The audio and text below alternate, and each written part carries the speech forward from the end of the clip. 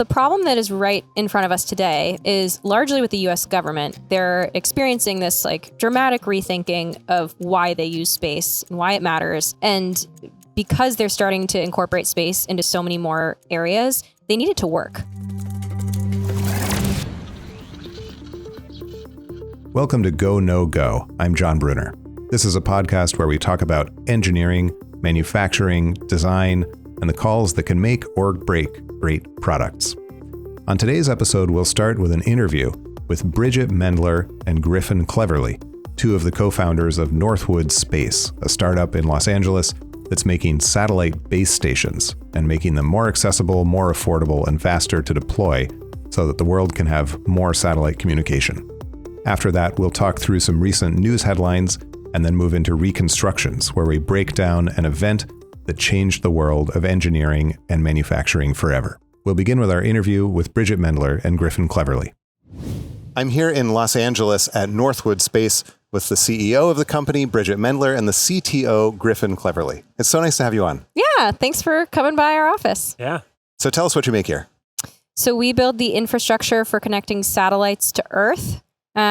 Basically, satellites orbiting in space, it's kind of like using your cell phone where you need to wirelessly connect in order to communicate, in order to send photos or, receive some kind of sensing data from space. And the way that you do that is by having, your antenna in space that sends signals. And you also have to have a receiving antenna on Earth to get those signals back or to send signals back up to space. And so we build those antennas on Earth and we distribute them around the Earth like a kind of similar to cell towers, because, as you're going along on the freeway, you need to pass by different towers to maintain connectivity. Same thing with satellites in orbit. So you have a network of antennas around the world.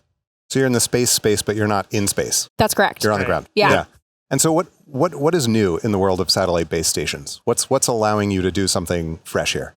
We just approach it with the idea of like scale and manufacturability in mind. So I think a big switch in the industry broadly has been going from like exquisite one-off, like do this specific thing missions to more like broadly, how can we, do space systems like in a proliferated way to solve a problem. So I think we're following that trend, which is how do we be rapid and responsive and make things to get the type of capacity we need out there. And I guess also to the question of what enables us to build the technology that we can build right now. What we like to talk about at our company is this idea of novel in the aggregate, where you're not creating some kind of new innovation, here, deep research. That's not what we're doing. We're pulling from different industries to be able to build something that in the aggregate is a new kind of solution. And so as Griffin mentioned, scale, both in terms of, speed and in terms of cost is really important. So when we're sourcing for things, we're kind of remixing, things that are coming fresh off the press in the cellular industry. What kind of solutions are they developing in terms of, all the different components in their supply chain, and how can we pull that in so that we can build a more cost efficient and rapidly manufacturable solution. Where are phased arrays developing right now? Where's that technology getting pushed ahead and where are you using it from?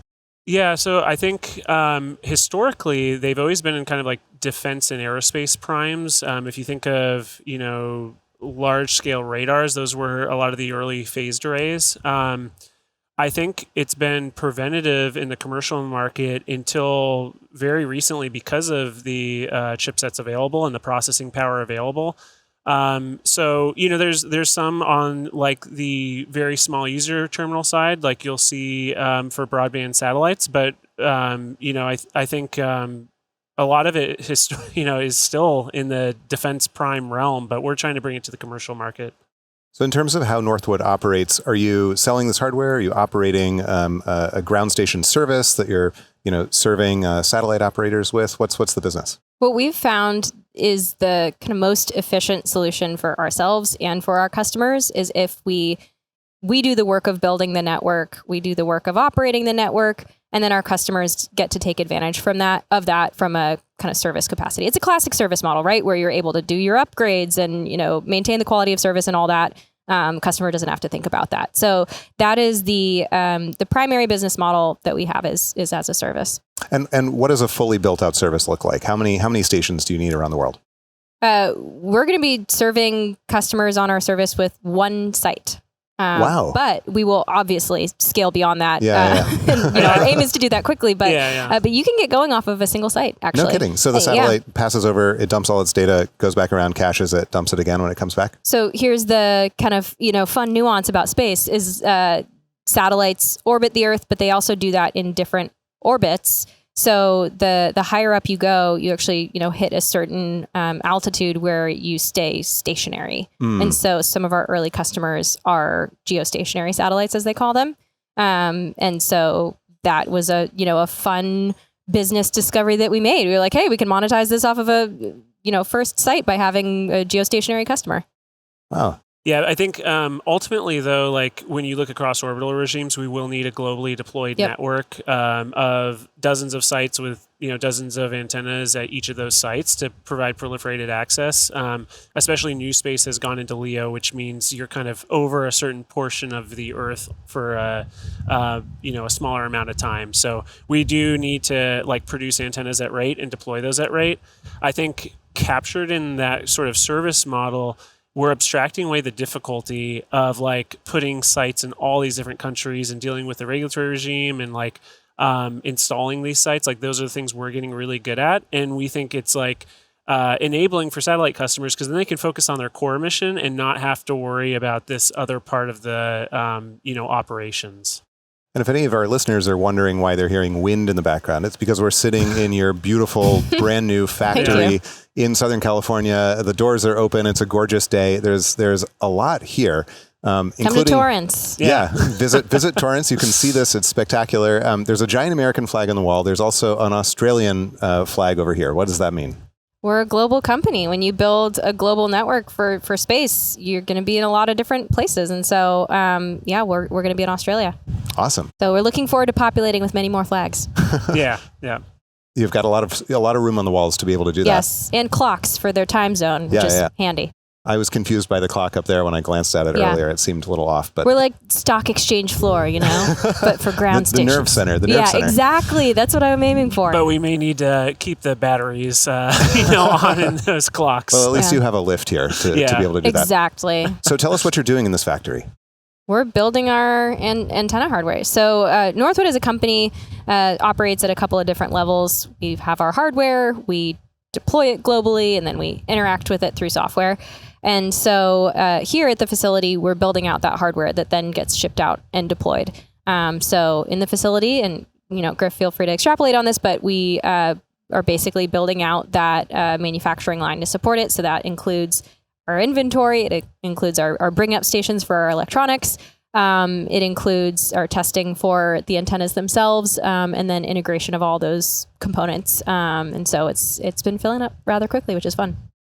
Yeah, I think, at a higher level, the reason we're making antenna hardware is we found when we were first starting the company, we're like, hey, space industry needs more ground. It needs more connectivity for these satellites going up. Why is that not happening? And a core part of it is just hardware is not produced at rate in order to enable that. So as part of us answering, the market thesis we have to produce hardware and we have to produce a lot of it. So that's what we're doing here is, getting the process down for making it and, making it reliable, putting it through the testing it needs to. It's going throughout the world, so it needs to survive in these different environments. We don't want to be flying out to all the different locations at different times. So it's got to be reliable enough on our end. But we also want to design for, being able to modify them or change them over time. I think what has been unique about our approach is from the get-go, we paid a lot of attention to what would it be in the field, what would it be like to deploy it in the field, and what is it like to make it, so that we don't design something and it works great, but then we have kind of the downstream problems over time. Yeah, I mean, you think about if you're doing environmental testing for a cell phone, you drop it in water and you rough it up like it was left in the washing machine or in somebody's pants or something. And you have to do all those different scenarios so that it can actually live in the world. We have to do that equivalent for our antennas, which is, have it withstand a lot of heat, have it withstand, some exposure to water or things like that, just to make sure that these antennas that are going to go to Australia, they're going to go to a lot of other countries with a lot of other environments that they can actually continue to operate, because resiliency is a really critical piece of what we do. It sounds like having your own manufacturing then gives you control over the rate at which you produce, control over the processes. You learn a lot, and you're able to be more agile and change your approach and have a more of a firsthand experience altogether. Yeah. Something I'm always curious about, because the world of contract manufacturing has never been more developed, more accessible than it is now. But a lot of these, leading first-rate hardware startups are taking on the challenge of doing a lot of manufacturing themselves on site. Yes. Yeah. No,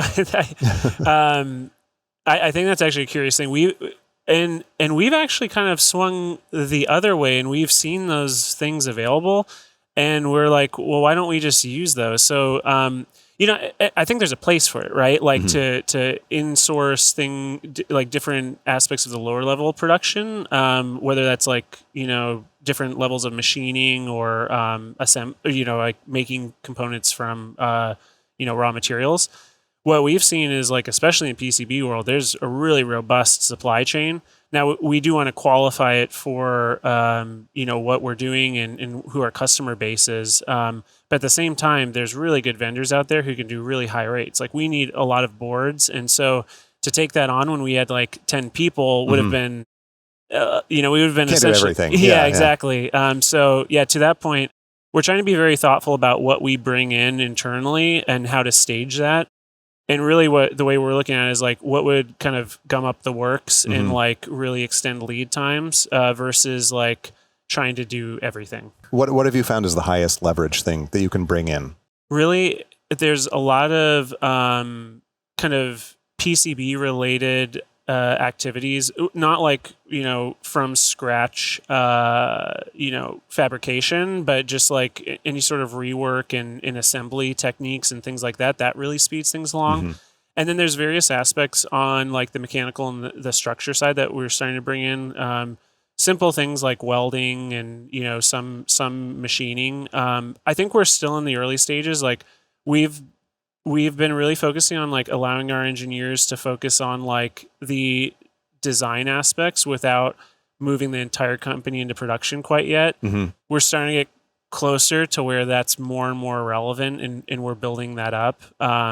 And I think what that will look like is bringing more PCB assembly and rework and bring up techniques. Yeah, largely to date, we are like a design and integration function here. And I think to Griffin's point, like that will change over time as we kind of learn what the long poles in the tent are from a manufacturing perspective. But we have a lot of like SpaceX folks on our teams, and that's kind of like what they came in the door suggesting was like, hey, do not try to like do literally everything, especially not off the bat. And so by actually having just those two key ends of the process, just like the very beginning of the design side and then the end on the integration side, you can start to fill in from those edges where it makes sense. But that's, when you look around here, a lot of it is that integration and test structures. So let's talk about antennas. I saw an example of one of your base stations in your front lobby, but for folks who are listening to this on audio, describe it. Paint us a picture. Solar panel. Think about a solar panel. You've seen one on somebody's roof. It's a flat rectangular kind of thing. It's kind of what a phased array looks like.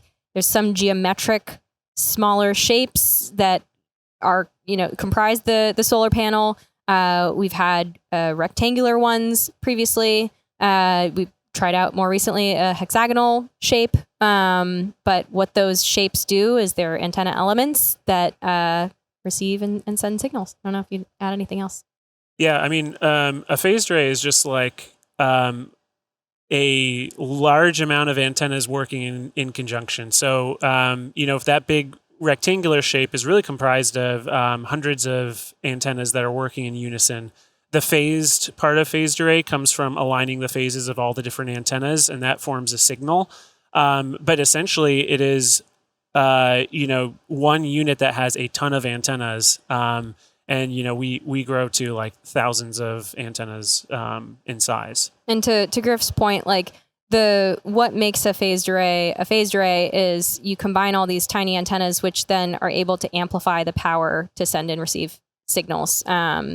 So, yeah. And they're using constructive interference to drive a beam, right? Exactly. And how wide is this beam? How many podcasts have I been on where they use the word constructive interference? I know, that's great, yeah. I think about it all the time because I have an electric toothbrush and I hum with it when I'm brushing my teeth, and I try to create destructive interference with it. That's what we're doing. I want to try that. My family hates it.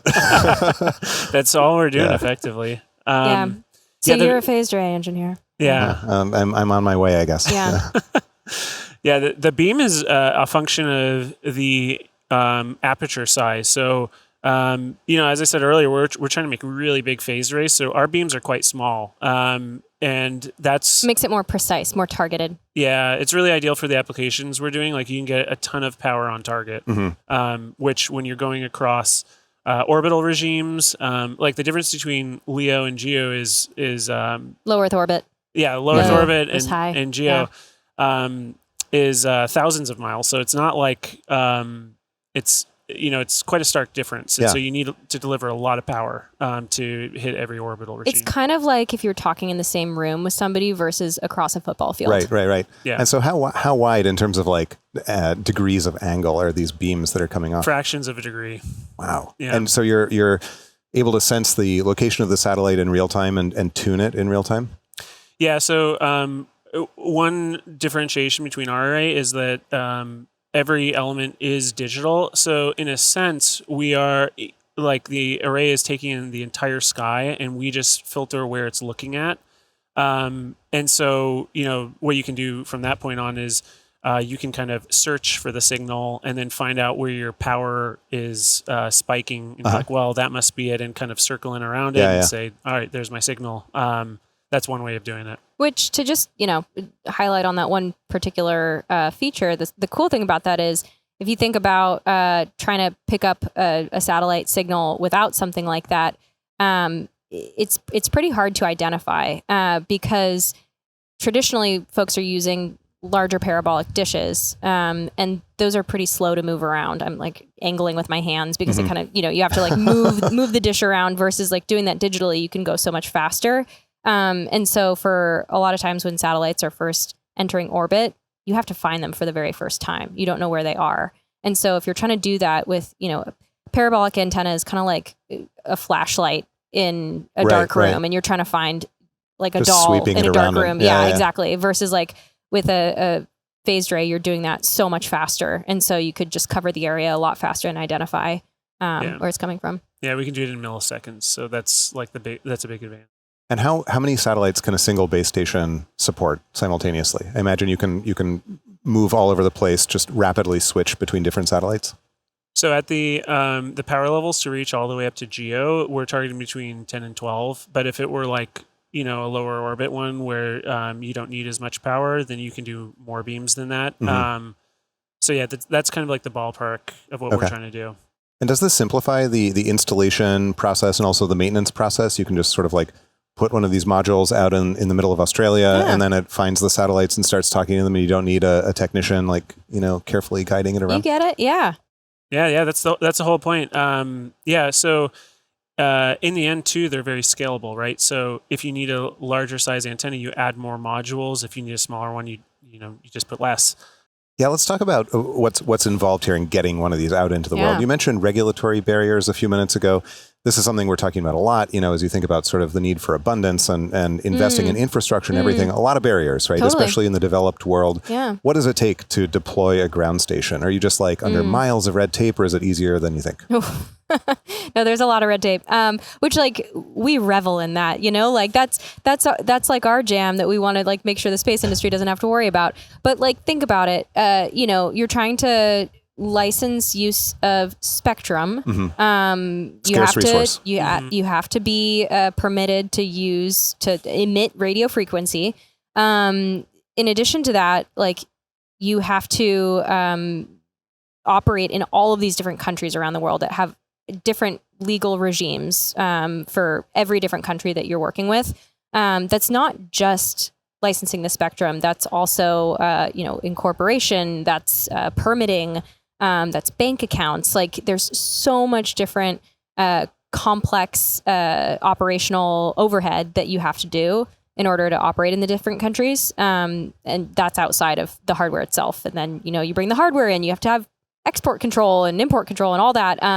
And so, for somebody whose background was in the law, like that's one of the things that I find is a little bit more of a fun challenge. Do you find that it's getting easier or harder? Like, is there a movement to make it easier to deploy, novel technologies like this? There is. Yeah. I think, the Federal Communications Commission, the U.S. regulatory body for spectrum, they have been really supportive of commercial space industry. And, previously space was just not a priority or really considered to be like a major industry. It was more just like research, which makes it hard to get spectrum access and all that. But like the FCC, but also a lot of other countries around the world are pretty forward leaning in terms of trying to set up new policies for spectrum use in space. All right, let's talk about your product development process. Northwood hasn't been around that long, but you've already deployed a base station. You're talking to satellites now. What did the months leading up to that first deployment look like? Yeah, I mean, I think from a contextual background, I think one of the interesting things about the space industry is it's in such flux that if you sit around and wait for someone to tell you what the answer is on the right thing to build, it's going to move past you. So there's a lot right now where by building and showing what's possible, you actually can kind of shape it and show people that this is a good route to go. So that's been, part of our philosophy behind building is we ultimately want to build the thing that is most robust for all customers. But in the end, you have to start with something and get them attuned to that. So yeah, part of that is just how do we show them the capability? And that was a big part of doing that build in the first place. But yeah, I think in total we try and just stick very close to each other on a system level, but then do our individual parts. So I think if anything, we're good at over communicating and over talking to each other about exactly what the other person is doing. Mm-hmm. And I think we've scaled that well too. We're a lot more than we were with previous demos, but I think we're still keeping that spirit where it's the communication flows. We're getting better at recognizing that additional documentation is needed because of our size. And how many employees do you have now? We're just about 50. And I think to the first part that Griff is mentioning, it's first you have to decide what specifically to build. Yeah. Right. Because initially the idea is phased arrays would be better.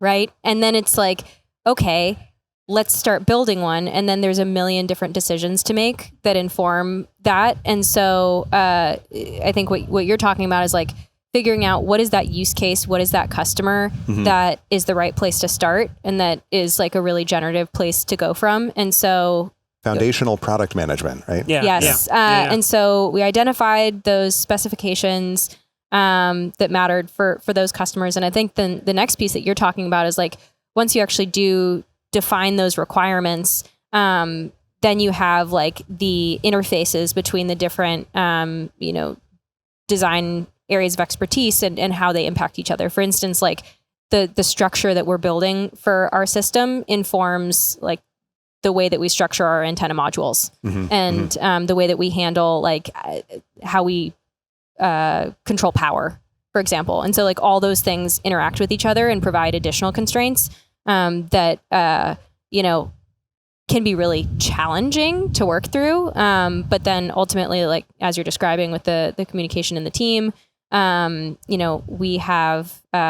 we've come up with some really cool approaches to design. So it's pretty remarkable to see what the engineers have been able to come up with those kinds of constraints.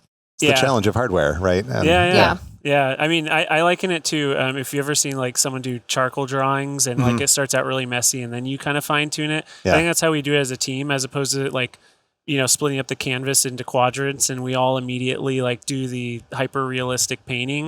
We kind of as a team start with what are the broad strokes and shapes, and then we start refining in our own areas as it comes together. Right. And this is we've talked mostly about the hardware here. Is there also a software innovation that's going into this? Yeah, absolutely. Yeah, definitely.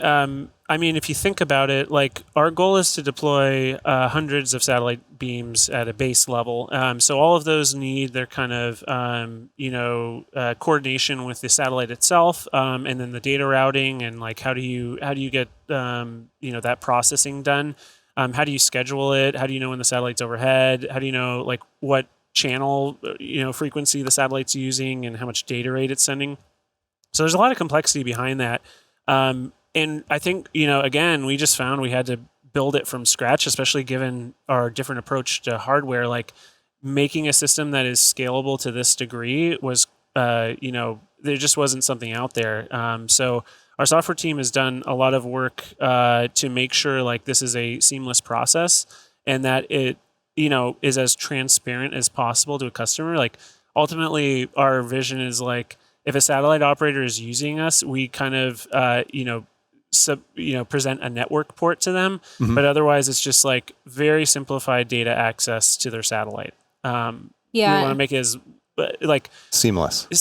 Yeah. In years past, I think the satellite industry has been much more manual, and we want to make that like way easier on people. And I think something too, like just when we talk about software, there's a lot of different ways in which software influences our product offering. So, even what Griff just mentioned, it touches so many different things. It touches like embedded on the device itself, on the hardware itself. Like there's a lot of embedded software work that's going on that's really incredible.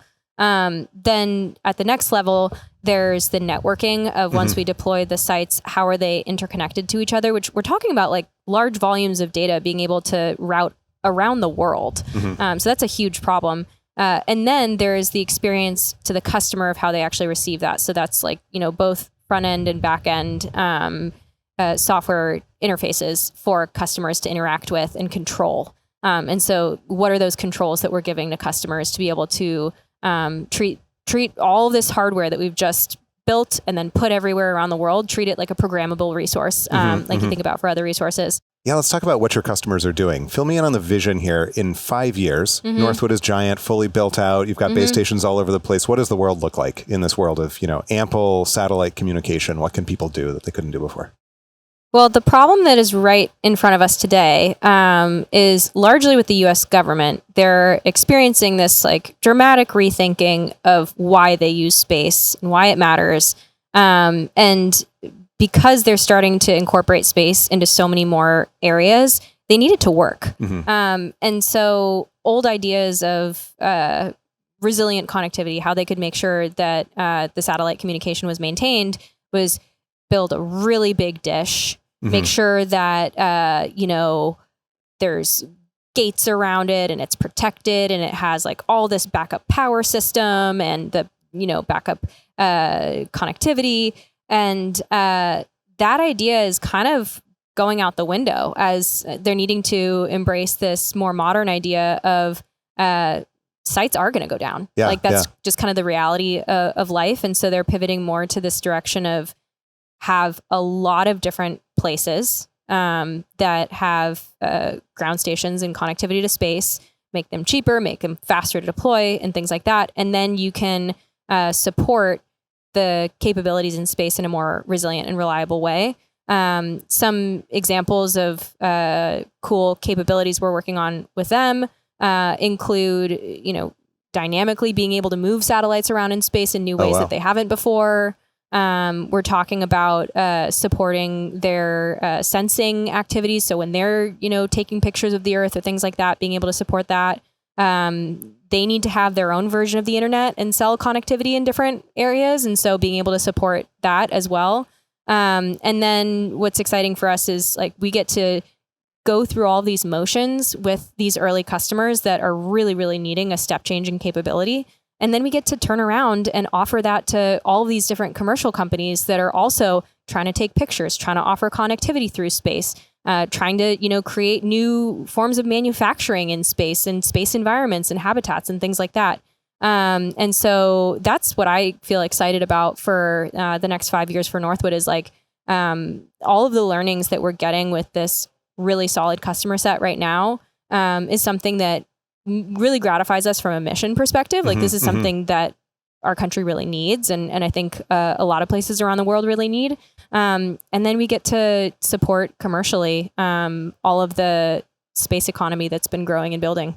I heard two really cool analogies there. One is, the internet, ubiquitous, inexpensive, easy to use, kind of a platform for a lot of commercial things to happen on.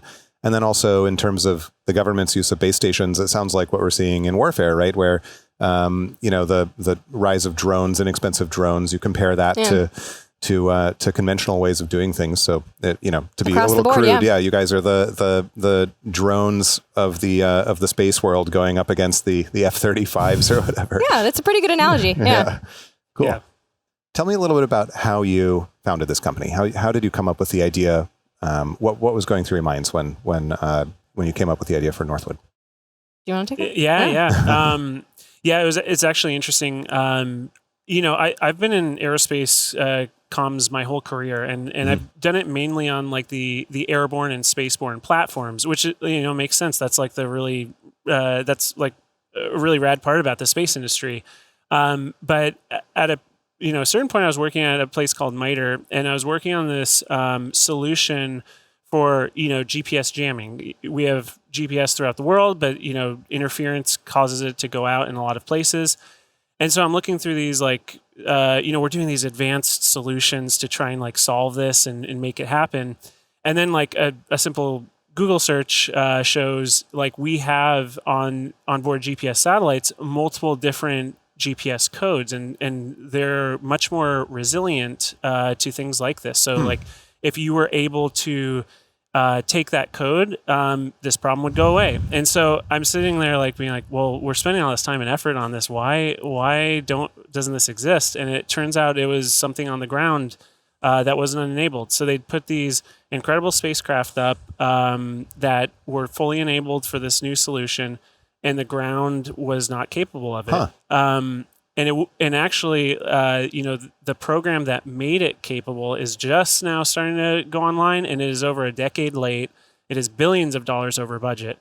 And so back then, though, it was still late and not working, and it just got the wheels turning. I'm like, whoa, like, is this a problem in other areas? And lo and behold, looking across different use cases of satellites, the same type of thing kept popping up. And Bridgit and I were talking about that at the time, and we were like, I wonder if this is just like a government thing, right? Like it could just be there's something government about it. But we went into looking at the commercial side, and we were noticing like a similar pattern. Like a lot of space use cases were just being restricted by solutions on the ground, and I think that was like a real impetus for us to start thinking about, okay, this seems to be a bottleneck. Why is it a bottleneck? And then like what would be the proper solution to solve it? I think part of it is just like the integration, the vertical integration, like taking care of the whole stack and making it like ubiquitous, but also able to serve across different satellite missions and to the like scale that is needed for the modern space environment. So have ground stations been neglected this whole time? Is that part of the issue, that everyone thinks about the satellites and no one thinks about what's on the ground? I mean, I that's my personal opinion. Like we, even like, government side, there has been a step change recently, but even before that, we've put exquisite satellite systems in space. And it's the sexy, fun thing to fund. It's really cool. Think about it. If you're running a government program, what do they want to hear? Do they want to hear that you have this super cool like imagery satellite, or do they want to hear like you have some ground station that you're never going to see, and it's just what's easier to raise money for or devote resources to? Like the ground station usually gets the short end of the stick there. Well, you post a lot of photos on your Twitter account of piles of dirt. Exactly. What's the significance of that?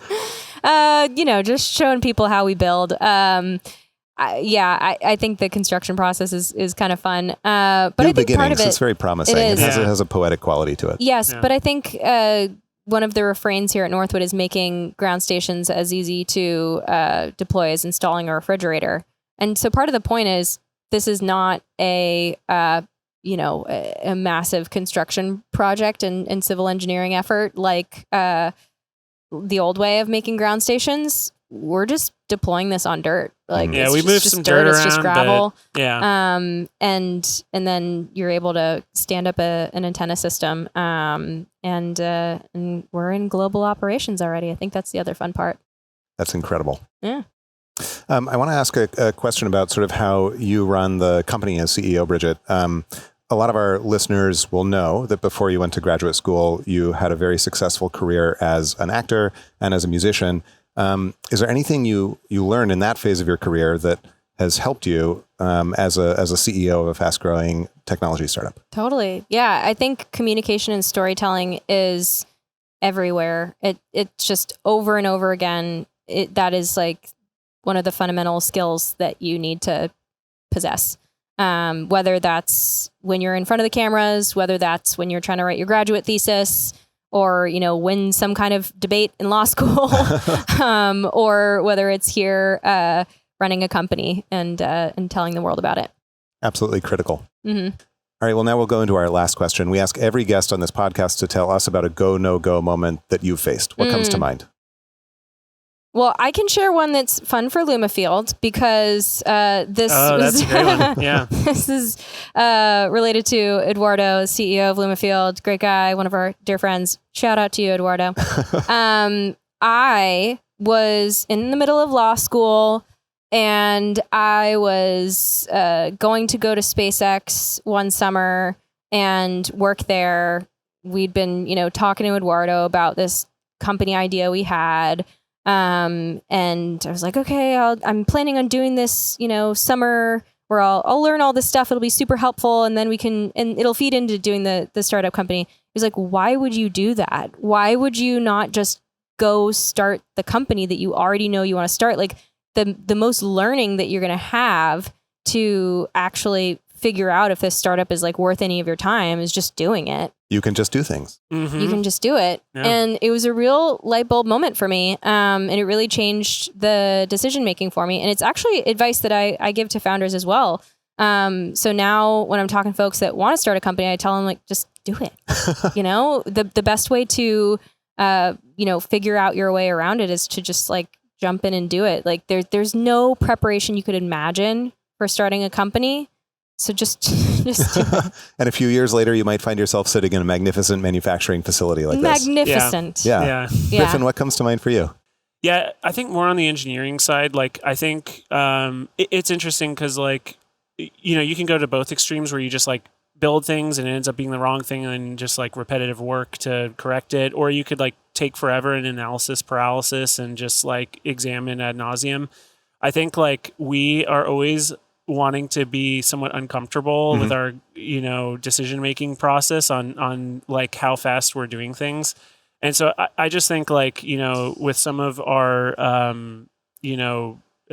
versions of antennas, like we kind of debate, like, have we captured everything? Like, is this going to come out too early or something? And we're like, nope, just go, just do it. And it always ends up good. Like in terms of like, we either learn what we needed to learn or like it sets the stage for something else. Like that's actually how like some of our early business came in was we just built it. And then we were like, oh, someone really wants this. We just have to change it slightly. So you have an overall bias for go rather than no go. Yes. Yeah. Perfect.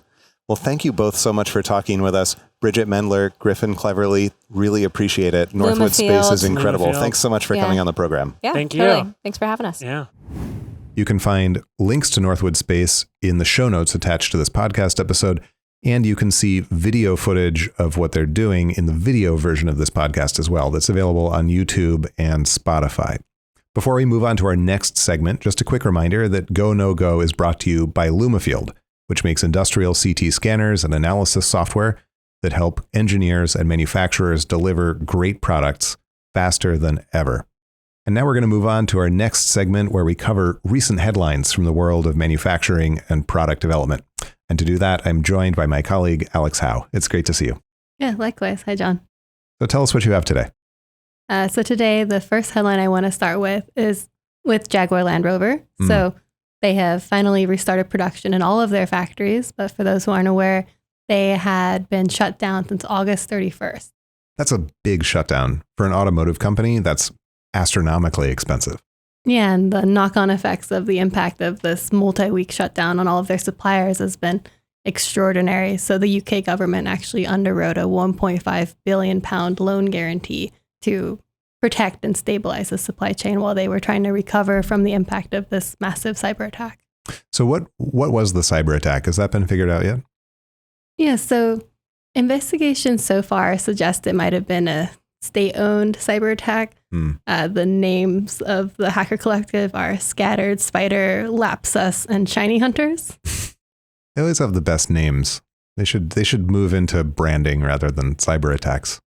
Yeah, but it's an interesting kind of convergence. So actually, manufacturers account for more than 25% of cyber attacks every year because they create such tangible physical disruptions that they're able to really have a lot of leverage over the people attacked. And they're weak from kind of two angles, right? If you think of a manufacturer that hasn't updated their infrastructure, if you're physically able to gain access to it, it's not very secure because it's so out of date. Mm-hmm. But conversely, if you have updated all of your infrastructure, which JLR has done, they're owned by Tata Group, which has a huge consultancy for all of these infrastructure services, then you create a lot more touch points for hackers to get into. And that's also what made this hack so devastating, right? Once they got into the super optimized, streamlined digital infrastructure, they were able to shut down every single production plant that JLR had. Because it's completely connected now, worldwide. Exactly. They couldn't isolate any of them. The process of sort of digitizing manufacturing, referred to as Industry 4.0 or the industrial internet, has introduced a really interesting security profile that you've just described. This has been going on over the last, 15 or so years. There are obviously a lot of security and safety advantages to connecting your equipment to the internet, or at least networking it, right? You can monitor things remotely, you can operate them remotely, you can, get alerts and sort of take care of crises. But it also, of course, increases the surface area available to attackers. And it's especially awkward during the transitional period because a lot of industrial systems had been more or less digital, but not networked. And they had this kind of security framework that basically understood that if you were able to access some system physically, then you were allowed to be there because it was a local, non-networked system behind 3 layers of locked doors at a factory. And so if you can get through those locked doors, then you must be authorized to be there. And then a lot of this equipment started to go online incrementally and is now accessible to attackers. So manufacturers have had to sort of change their framework a little bit for how they think about IT security and adopt a lot of more modern IT best practices. The interesting thing about this, as you say, is that Jaguar Land Rover's IT systems are very modern and implemented by one of the biggest IT outsourcing companies out there, which owns it. Yeah, and Tata, of course, has denied that there was any issues with the infrastructure that it implemented. But as they've done more research into the hack, it actually looks like there were preliminary hacks on JLR right when the new system started going live. So it seems that they may have been scoping out how to get into it as soon as they transitioned over. Interesting. Exploratory hacks. So moving from giant automotive companies to nuclear startups, tell us what you've been reading about Radiant in Wyoming. There's a profile by Biophile about how Radiant, which is a California-based startup, was originally planning to manufacture their nuclear microreactors in Wyoming, but have since decided instead to move their manufacturing facility to Tennessee. And the reason for this is that there's regulations in Wyoming that prohibit the storage of nuclear waste, especially nuclear waste coming from out of state. The business model for Radiant involves them shipping these nuclear microreactors abroad, say to an overseas troops deployment, then bringing the spent reactors back and refurbishing them on site, which wouldn't be permissible under the current laws there. This really encapsulates the leading headwind to the nascent nuclear industry. I mean, it's very, very hard to build nuclear power plants. Almost none have been built in the Western world in the last few decades. And this is all about nuclear waste, which is the most anxiety-provoking aspect of nuclear energy. Well, second, maybe to the risk of meltdowns. There's a lot of energy right now, so to speak, around trying to get nuclear back on its feet. And you found a great quote from a Wyoming state senator that kind of captures the views of pretty much everyone toward nuclear waste. Yeah, I think this quote is kind of hilarious. It's from the Republican Representative Bill Allermond, and he said, "Bar none does not want nuclear waste. We want manufacturing. We would love for Radiant to come here and manufacture and put the waste somewhere else." There you go. Everyone wants it somewhere else. This is going to be tough. I mean, there's a lot of interest in rebooting the nuclear industry, in nuclear as a way to balance renewables, which are only available for a small part of the day. You need that baseline generation capacity. Currently, renewables are balanced out by natural gas, and this is kind of the downside of renewables, is that the more renewable capacity you need, the more rapid dispatch natural gas capacity you also need to sort of balance it out. So it's mixed results for climate and other environmental issues. Nuclear could be the key to solving this. I mean, minimal environmental impact, very, very reliable. These newer nuclear power plant designs can be very small, they can be distributed, but everyone is still going to go up against the same old nuclear headwinds. What I also thought was curious is that Wyoming is the home to 150 nuclear missiles. So, not to say that, like, since you already have like nuclear danger in your state, you should accept more nuclear danger in your state. But I was really shocked to realize that they had those kinds of regulations, even though there's such a huge like Air Force installation there. Interesting. So a big part of America's ICBM arsenal is right there under the ground in Wyoming. Yeah. The nuclear waste does have to go somewhere. I mean, the federal government tried to create a national nuclear waste repository in Nevada, and it was stalled for decades, and everyone's finally given up on it because it is a radioactive political issue, let's say. But these things take time. My own hope is that we can get to a point where it's a little bit easier to build nuclear power capacity, because it does seem like the answer to some pretty pressing supply questions on the electrical grid. You know, the use of AI is really driving up electrical consumption everywhere. Renewables need to be balanced out by baseload generation, which is currently a lot of natural gas. You know, the more solar and wind you build, the more natural gas capacity is needed to sort of balance it out and be able to generate electricity when the sun isn't shining and the wind isn't blowing. And nuclear could be an extraordinarily good option for that. But there are a lot of regulatory and political and PR barriers to it. If you look at other abundance-focused movements, things like YIMBYism in California, that's making it easier to build housing, they've made a lot of progress, especially in the last few years, but it really took 10 or 15 years to get that movement going and to start notching wins. So I hope this works, but it might take a little bit longer than everyone hopes. Well, speaking of energy, we have a interesting battery fire headline to take a look at. So a lithium battery fire aboard an Air China flight forced an emergency landing. And it's a pretty dramatic video. I don't know if you've seen it, but it's like in the overhead bin, and it's like just flames like coming out of the overhead bin. Yeah, this was a viral sensation in the last few days. So the flight in question was an Air China flight going from Hangzhou in China to Incheon in Korea. And the bag caught fire in the overhead bin. Luckily, crew members were able to put it out quickly, so no one was injured. The plane diverted to Shanghai Pudong, and it was okay. This comes just a few months after China banned a ton of portable batteries after that Anchor recall we actually talked about, where they were like undisclosed materials, so they had required certifications that your power bank wasn't affected to bring it on any flight. So they have been trying to really regulate lithium-ion batteries pretty strongly in China for the past several months. It's almost a replay of the Samsung Galaxy Note 7 recall that we discussed on the last episode of the podcast, where airlines ruled out specific models of phones from passenger luggage. Yeah, it's like doing the recall roundups that I do for First Article. Like every month, there's multiple battery recalls. It's just a matter of like how many, not whether or not there will be one.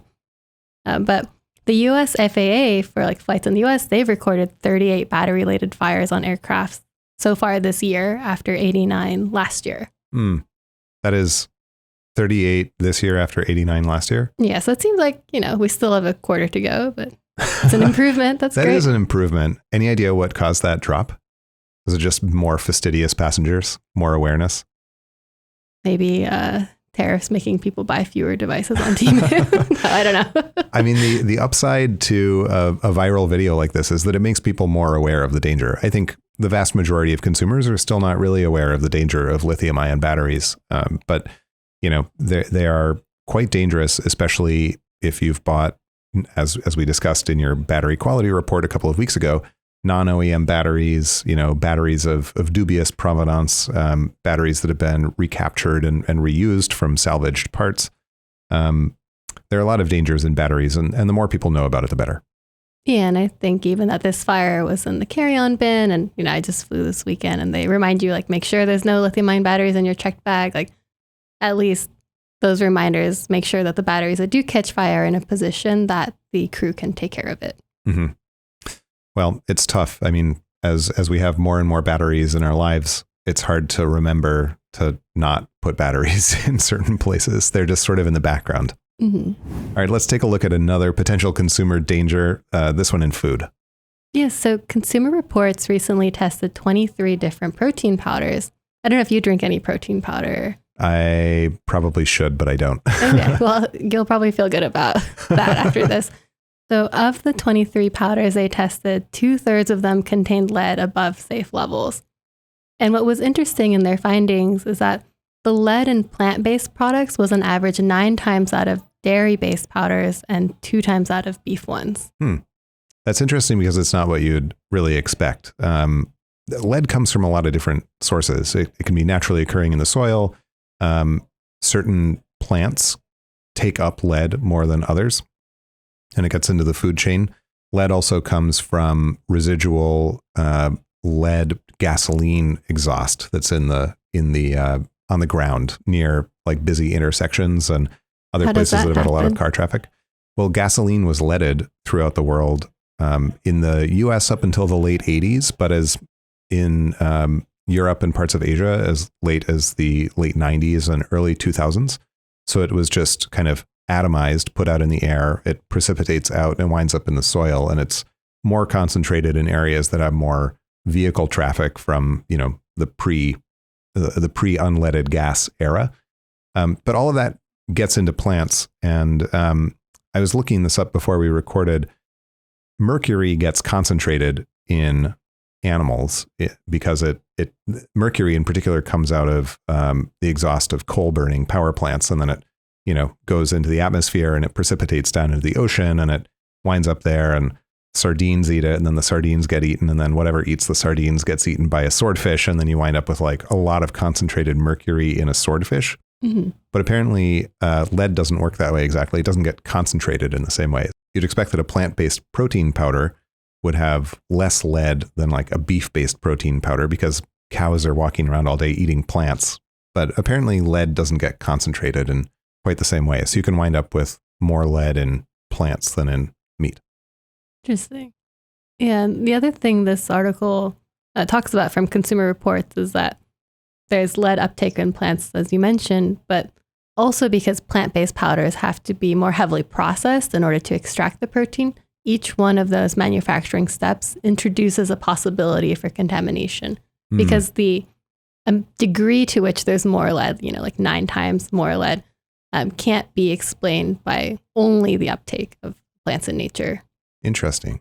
And of course, these steps are not really regulated by the FDA, right? Yeah, since they're supplements, they're not tested by the FDA, and there's actually no legal limit for lead. So Consumer Reports had an expert provide like what they thought the safe threshold was. Interesting. The article you found approached some of the manufacturers of these protein powders for comment, and a couple of them basically accused Consumer Reports of just setting an arbitrary limit on lead content. But as you say, there's no FDA limit, so they got an expert to set a limit. And then the manufacturers came back and basically said like, hey, that's arbitrary. You don't even know how much lead can be in food. There's no limit. So they kind of took issue with the idea of the study more than with the real results. I would prefer to not have any lead in my protein powder if I had a choice. Yeah, exactly. The other way to think about it is that there's no safe amount of lead. There's no threshold below which, lead is fine. I have one more article I want to talk about today, and that is about pork price fixing. So Tyson recently agreed to a record $85 million settlement in a pork price fixing lawsuit. But as I started to look into this, I realized that there have been a lot of lawsuits around like pork price fixing, poultry wage price fixing, and all of these lawsuits center around one company called AgriStats.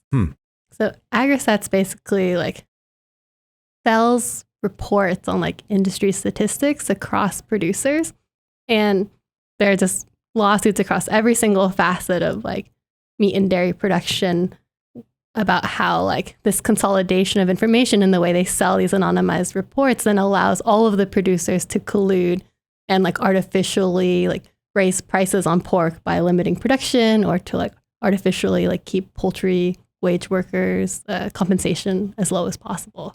This is the kind of thing that people get upset about. It resembles another case that's been in the news recently, a company called RealPage that provides similar kind of analytics and data for landlords, apartment landlords, and helps them set pricing for their units. But it can be understood to be price fixing. Yeah, I mean, the agriculture industry is becoming quite technical. You read about all of these new robotics, new systems that are actually used on the farm that can be very intelligent and improve crop yields and so on. But of course, there's also a lot of financial technology and software that goes into the market making side of it. It is a little odd to hear about price fixing in the bulk pork products world, because that is literally a commodity. That's what commodities markets exist to do, discover the pricing and sort of like auction everything off. What the lawsuit alleges is that like 80% basically of the pork producers were subscribing to these reports. And so they were able to reduce the amount of pork they produced to make sure everyone benefited from higher prices, which ultimately harmed the U.S. consumer. So that's where the government has been filing these lawsuits and getting settlements from all these major companies.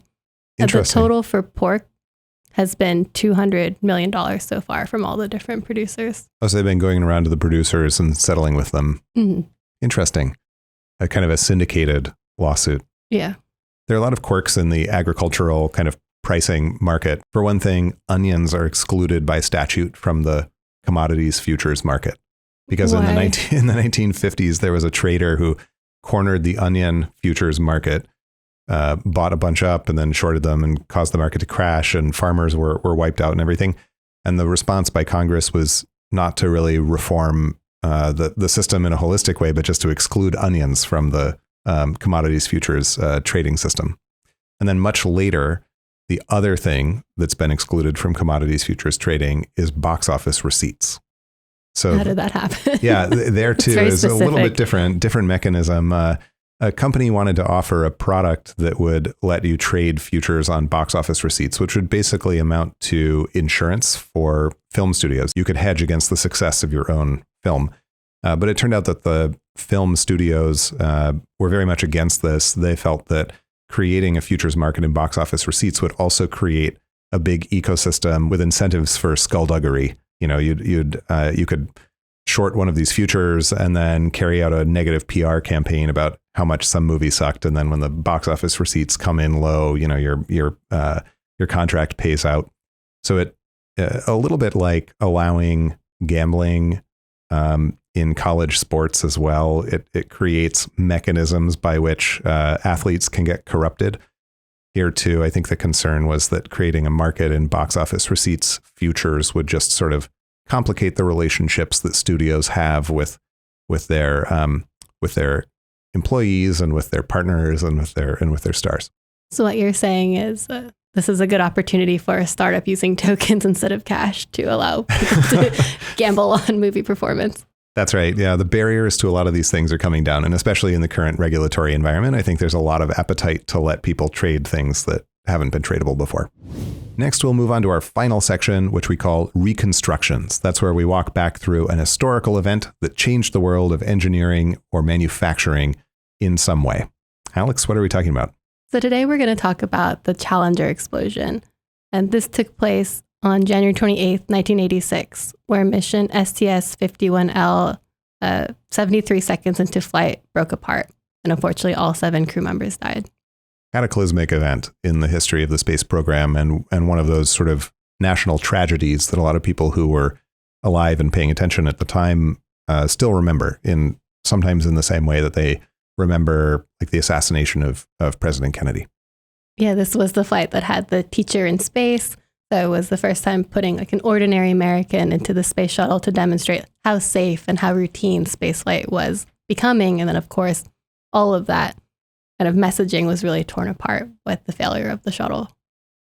So this was the subject of a very famous blue ribbon commission that led an inquiry into why the shuttle exploded. It featured famously Richard Feynman, the Nobel Prize winning physicist who demonstrated one of the physical issues very, very memorably. The primary failure locus was the joint between the two lower segments of the right solid rocket booster, or SRB. And so the rocket was built in 4 big sections that then had to be assembled in the field at the site because it was too large to ship. And these field joints were sealed with O-rings that needed to be in place properly to prevent hot gases to escape, which would impinge then on the external tank structure. So you have 2 O-rings in this field joint, the idea that you have redundancy, right? If the first one fails, the second one is still in place. But unfortunately, since it was so abnormally cold that Florida morning, they didn't have the kind of elastic potential they normally did to bounce back into shape. And so unfortunately, both O-rings failed. The performance of O-rings in the cold is what Feynman famously demonstrated to the commission with his placement of an elastic band into a cup of cold water. And showing that it became brittle and didn't return to shape, right? Exactly. So this failure of the O-ring, right, it's very famous, especially when the investigators, they looked into the history. They found this long history of like previous launches where the O-rings had shown signs of wear. And the perception from the outside was that NASA had been like grossly malicious, right, in ignoring these problems. But what this failure really demonstrated to a deeper degree was organizational shortcomings on the whole. And this is why it continues to be taught in a lot of engineering schools and a lot of management programs, right? Is because there was a managerial environment at NASA where they needed to stay on schedule and a lot of programs that had to sort of slot into it. And so a lot of people made decisions that were almost inevitable within the sort of NASA decision-making framework that added up to this one catastrophe. So what's interesting is this weekend I actually started reading Diane Vaughan's famous long sociological investigation into the Challenger disaster. And she talks about how like the idea of the schedule putting the pressure on is really overblown. Like actually engineers are always considering schedule as like one part of their decision making. But the bigger problem here was more the normalization of deviance is what she calls it, where kind of as they built an initial mental framework and then collected more data, they kind of reinforced their beliefs that made it harder for them to maybe step back and ask bigger picture questions as they started to see more issues with the O-rings over time. So what's an example of that? One example of a trade-off that was made is that they began testing those field joints initially at 50 psi and then at 200 psi. And when they tested for leaks at 200 psi, they actually introduced pads in the putty that would allow blow-by. And that meant they could see damage in the O-ring from that blow-by that was induced by the test they did.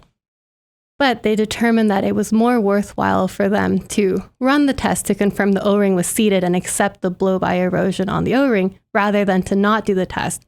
Because in one of the runs they did, they tested at a lower level and then the O-ring actually didn't seat properly and saw even more damage. So I know Feynman really called out like, oh, you accept that every single time there might be blow-by, but the answer is yes, actually, because that was like an engineering trade-off made that they could understand some more information clearly if they accepted that there would be some level of erosion.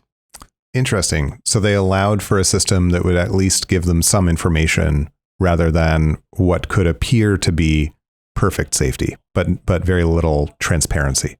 Exactly. And another example is actually like in regards to the cold. So a previous flight, I think about a year before, had been done in abnormally cold weather. But because it was just one flight, it wasn't considered to be enough data to actually present to the upper levels of the review boards because it's a single observation as opposed to like a collection of substantiated data that met NASA's standards, which is interesting when you think about it. And part of what reinforced that is they had seen worse damage in other flights where it wasn't cold. So it was not intuitive to build like a 1-1 relationship between the cold and the damage. Later, some of NASA's managers said that suggestions to scrub the launch or to delay the launch over the cold issue were in some way illogical because there just wasn't enough data to support it. And that is true, right? There really wasn't a lot of data.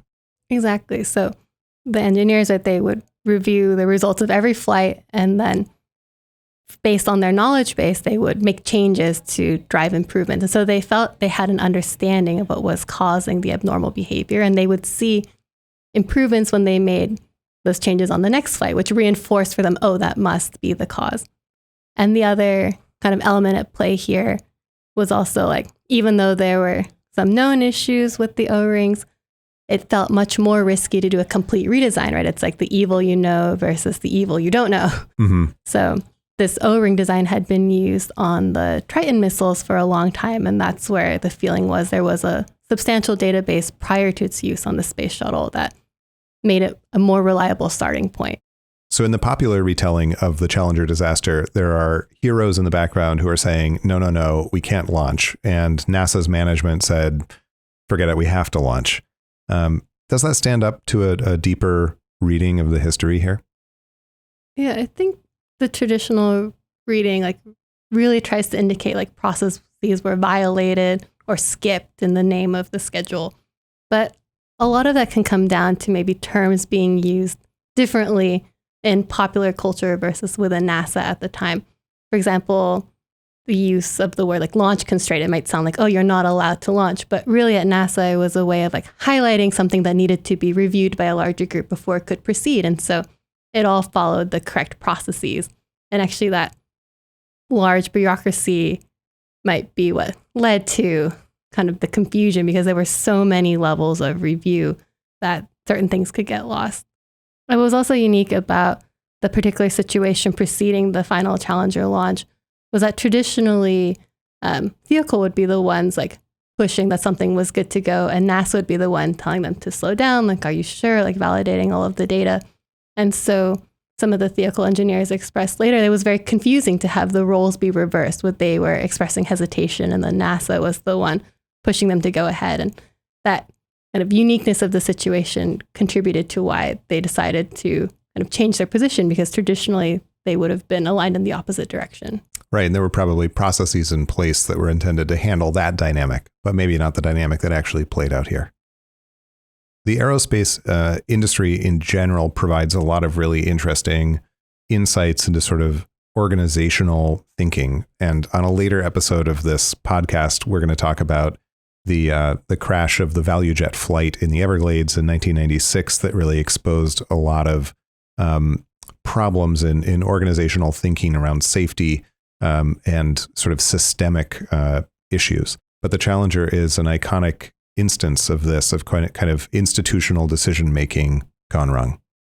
And in the intro, Diane Vaughan writes to her book, she talked about how like since the focus had been so much on like the O-ring and trying to make culpable middle management, there weren't improvements made to NASA on the whole, which led to many of the same mistakes being made in the Columbia incident as well.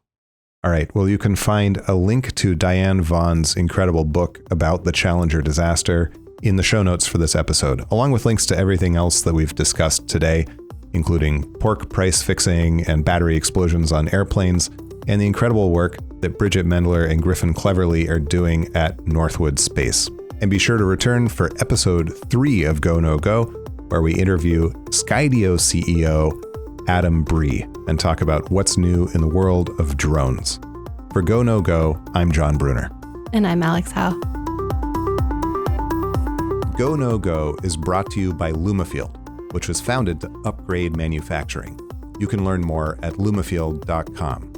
Go No Go is produced by Austin Carter and edited by Brian Tran, with additional assistance from Eric Petralia.